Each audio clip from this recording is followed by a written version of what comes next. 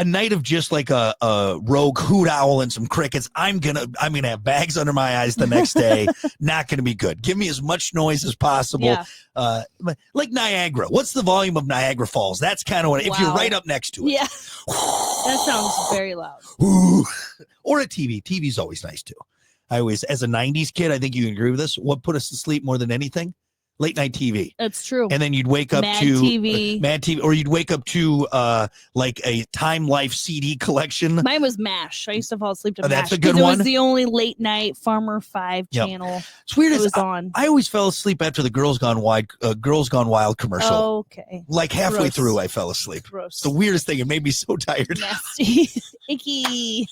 For some reason, that damn Girls Gone Wild. This is why TV should not be in children's rooms. Channel 57, baby.